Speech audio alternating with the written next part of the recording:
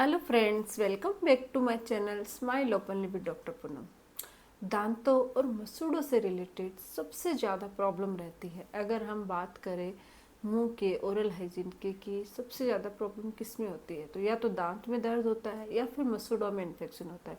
मसूड़ों में सूजन हो जाना, मसूड़ों में पस बनना, या फिर मसूड़ों के अंदर मवाद बन जाना, खून आना, ब्लड आना, ब्रश करने पे ब्लड आने लग जाता है। तो अगर आपके भी मसूड़ों में प्रॉब्लम है, मसूड़ों में इन्फेक्शन है और आप चाहते हो कि किसी भी तरीके से हमारे ये प्रॉब्लम ना हो, क्योंकि मसूड़ों में अगर पस बन जाती है, मवाद बन जाती है, तो इससे हमारे क्या होता है कि एक तो मुंह से स्मेल आती है, दूसरा पायरिया होने के चांसेस है वो बढ़ जाते हैं।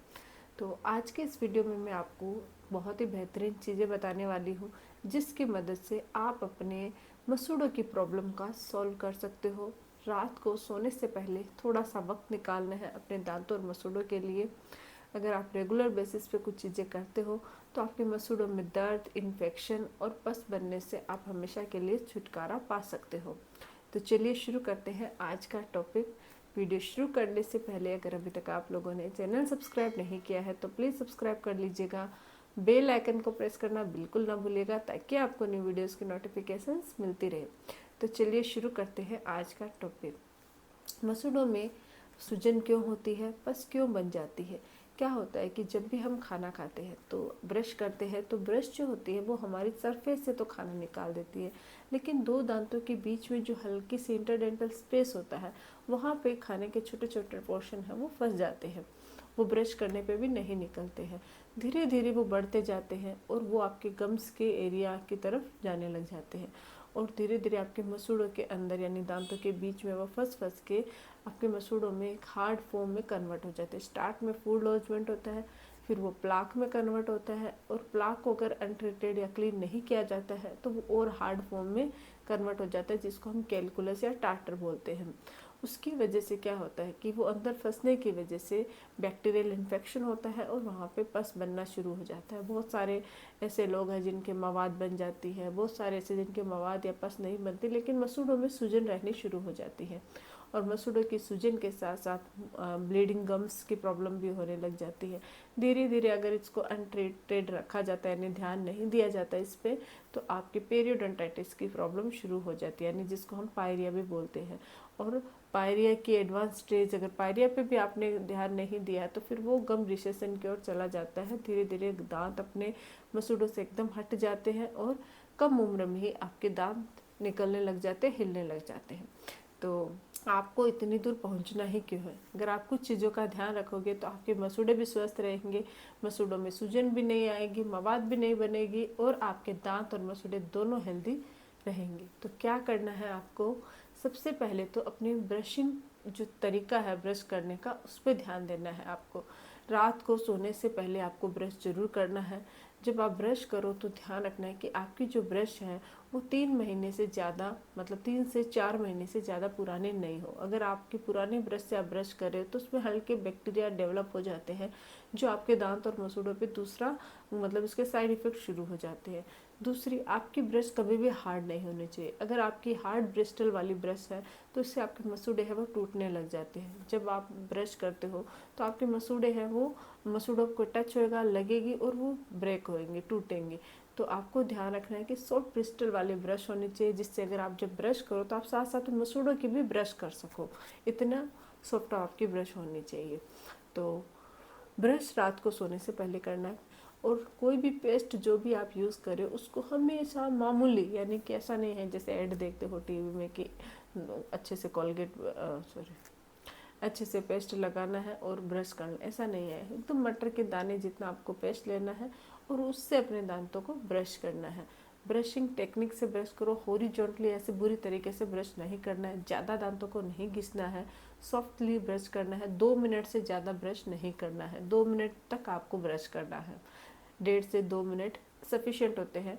अप टू डाउन या फिर सर्कुलर मोशन में, डाउन टू अप, और आपकी जो मोलर्स है उसको आप इस तरीके से ब्रश कर सकते हो। अंदर की साइड जो लिंगुअल साइड है वहाँ पे भी आप ब्रश कीजिए, टिप से ब्रश से। ब्रशिंग टेक्निक पे मैंने ऑलरेडी वीडियो बना रखा है, अगर आपको देखना है तो डिस्क्रिप्शन बॉक्स में इसका लिंक मिल जाएगा। साथ ही आपको एक चीज़ का ध्यान रखना है, जब भी आप ब्रश करो तो थोड़ा सा ध्यान दे के करो। बहुत बार क्या होता है, हार्डली ब्रश करने की वजह से आपकी जो इनेमल होता है दांत का वो घिस जाता है, और दांत का इनेमल घिसने से सेंसिटिविटी शुरू हो जाती है। तो ब्रश अच्छे से करोगे तो आपके मसूड़ों में इन्फेक्शन कम होगा, मसूड़ों में मवाद और पस नहीं बनेगी। अब ये तो रही कि आप ब्रश करने के बाद। अब जानते हैं कि जो दो दांतों के बीच का जो एरिया है जिसमें खाना फंस जाता है, क्या ब्रश करने से वो निकल जाता है? ब्रश करने से हल्का फुल्का तो निकल जाता है, लेकिन कभी कभी क्या होता है कि वो और ज़्यादा अंदर की साइड भी चला जाता है। तो आपको ब्रश करने के साथ साथ फ्लोस का इस्तेमाल जरूर करना है। फ्लोस एक धागा होता है, धागे की तरह मार्केट में आपको डेंटल फ्लोस नाम से बहुत सारे अवेलेबल होते हैं।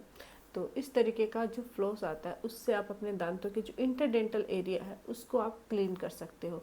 दांतों के इंटरडेंटल एरिया का मतलब हो गया कि दो दांतों के बीच में जो जगह बन जाती है जहाँ पे खाना फंसता है, उसको आप उस फ्लोस के मदद से निकाल सकते हो।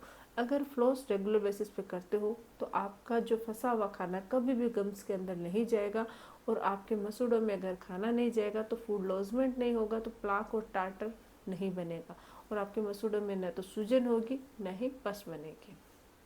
तो इस चीज़ का ध्यान रखना है। ब्रश के बाद फ्लोस जरूर कीजिएगा।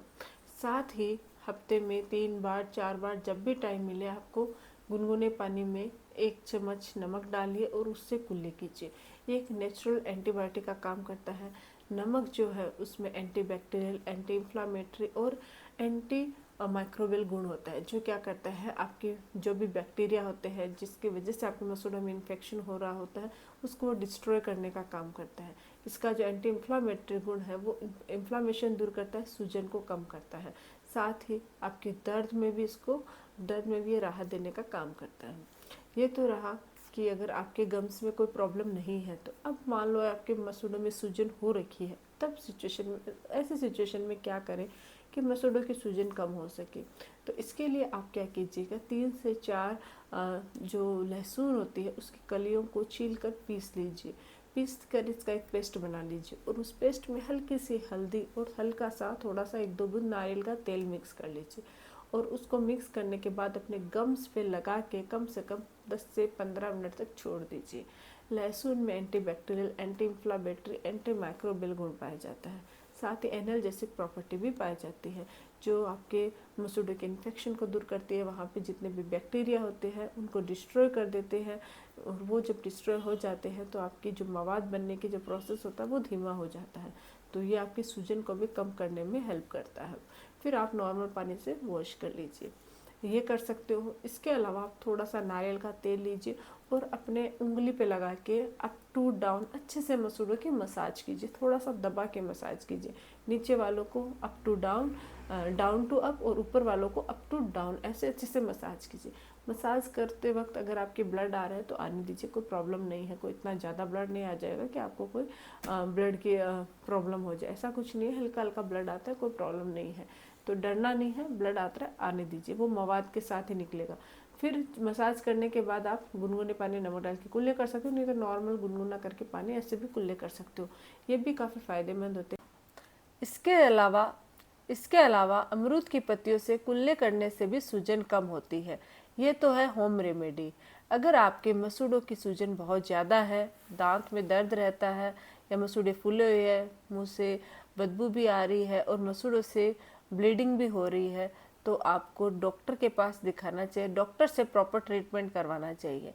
डॉक्टर इसकी स्केलिंग करेंगे, डीप क्लीनिंग और रूट प्लानिंग करके आपके मसूड़ों की सूजन को कम कर देंगे, और साथ ही आपको कुछ प्रिस्क्रिप्शन लिख के देंगे, कुछ मसाज के लिए जेल वगैरह लिख के देंगे, उससे भी आपको काफ़ी राहत मिलेगी।